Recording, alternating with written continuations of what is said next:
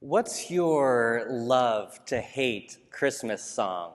For some, it's Wham's Last Christmas. But whenever you think about it, it's actually pretty good in its simplicity. I think it's pretty catchy at least. But people actually play a game with this particular Christmas song. It's called Whamageddon, and the first time you hear it for the Christmas season, you lose out. The trouble with this is that there's no winning the game of Whamageddon, because if you enter into any store that's playing Christmas music, you're going to hear Wham's Last Christmas. If you turn on any radio station that's playing Christmas music, you're going to hear Wham's Last Christmas. If you tell your smart speaker to play Christmas music, you're going to hear Wham's Last Christmas. In fact, I'm going to do an experiment right now. For all the people at home, Alexa, play Christmas music.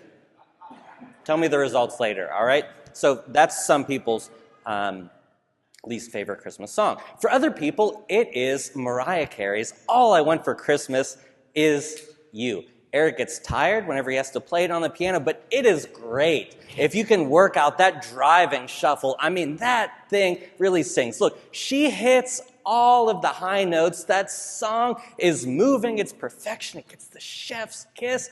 You're just jealous if you say that you hate Mariah Carey's All I Want for Christmas Is You.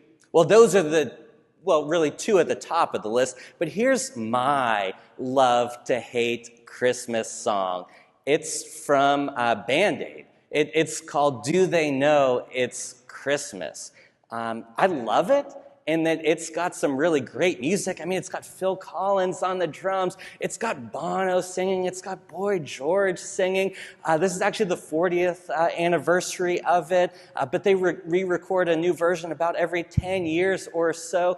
But those are the reasons why I love it. The reasons why I hate it is because, some of the imagery in the original music video is a little problematic. In addition, some of the lyrics in the original recording they are also a bit problematic. Lines like, there won't be snow in Africa this Christmas, as in on Mount Kilimanjaro, the highest freestanding mountain in the entire world, or no rain or rivers flow, as in not the Nile River, what has historically been thought of as the longest river in the world? Or how about this one, the title line for the entire song, do they know it's Christmas time at all? As in in Ethiopia, home to possibly the oldest Christian community in the entire world? Yes, I think that they know that it's Christmas there. Now, they have revamped some of those lyrics over the decades that this song has been out. Again, this is the 40th anniversary,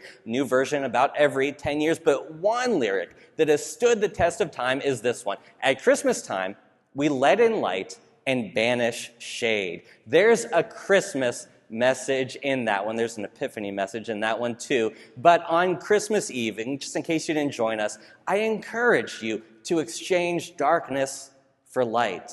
You see, whenever we exchange darkness for light, we trade in evil for good. Whenever we exchange darkness for light, we exchange our idols for God. Whenever we exchange darkness for light, we trade in lies, and we trade those for the truth of Christmas. But again, this is not only a Christmas message, this is also an Epiphany one as well. The church holiday that we're celebrating today. Epiphany is about light too. But there's a lot of other things going on at Epiphany. You see, Epiphany is really about a sudden realization. In this case, a realization of God to all people.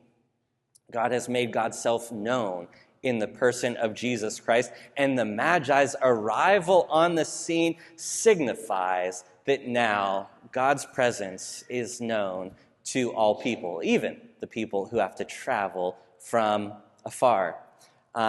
So fun story about the Epiphany text that you heard John read just a little bit earlier. There's no camels there, but I bet there are some camels in your nativity scene. By the way, speaking of nativity scenes, the camels and the magi aren't even there yet. And so some of you have put away your nativity scenes even before the magi arrived on the scene. That's tomorrow, whenever we celebrate that. But the camels show up. Did you know that there are no camels in Matthew 2? But there are camels in Isaiah 60, verse 6, which is why we used that for the call to worship earlier. I hope that you are all wearing your camel socks too. What is in the Epiphany story of Matthew 2 are magi who come bringing gifts. We don't know if there were 3 magi or not. Of course, we've got that carol that we sing that's too good to let go of. There could have been a 4th. Maybe somebody brought 2 gifts. Maybe somebody brought no gifts.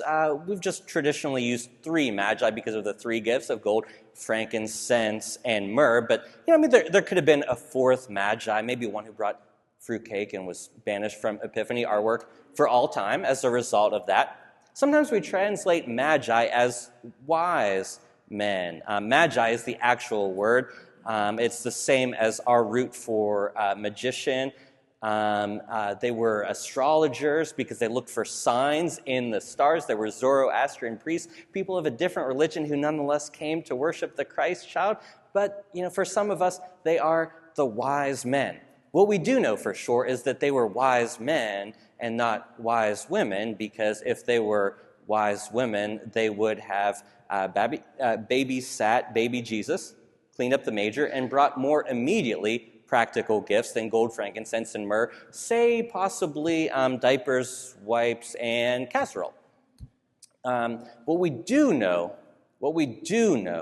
about the Magi is that they show up on the scene and they help us to get down to the truth of exchanging darkness for light. Because what we see whenever they show up is that we can trade in or we can exchange the theft of King Herod for the gifts and the generosity of the Magi. We can trade in the jealousy of King Herod and exchange that for the worship of the Magi. And we can even trade in the violence of King Herod and exchange that for the wisdom of the Magi. Because what's often left out of our nativity set is just how violent the results of that very first Christmas were.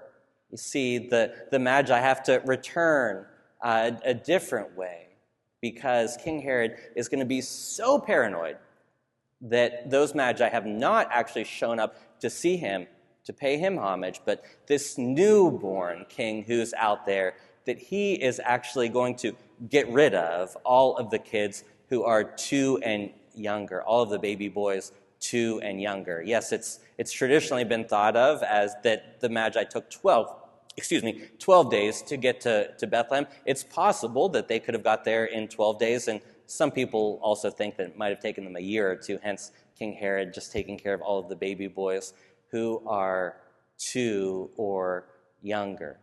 And yet we can leave this as a 2,000-year-old story. But we also know that there's a lot of violence today. There's still a lot of people fleeing violence today. Some people ask, well, what did they do with that gold, frankincense, and myrrh? The frankincense and myrrh will take a little bit more time. But for the gold, people think, well, that sustained them while they were on their journey to Egypt. You see, the Holy Family fled to Egypt as what we would today call refugees. By definition, someone who flees one land for another land out of threat of political violence is a refugee. The Holy Family needed to sustain themselves. We think that they used the gold to do so. But again, we can leave this as a 2,000-year-old story, or we can realize that this is still happening today. That people are still fleeing violence today, yes, all around the world, but actually right there in Bethlehem.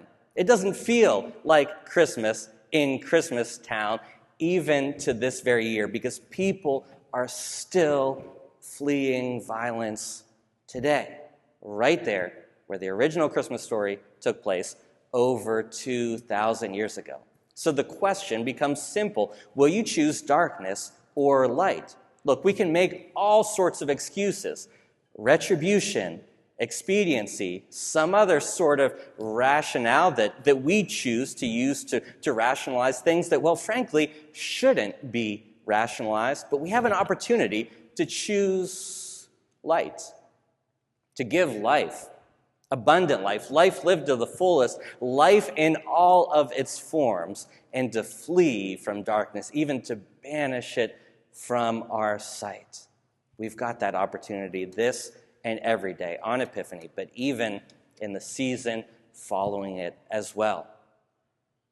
We like to think of ourselves as wise magi, but sometimes we fall into the trap of being a jealous, paranoid, controlling Herod.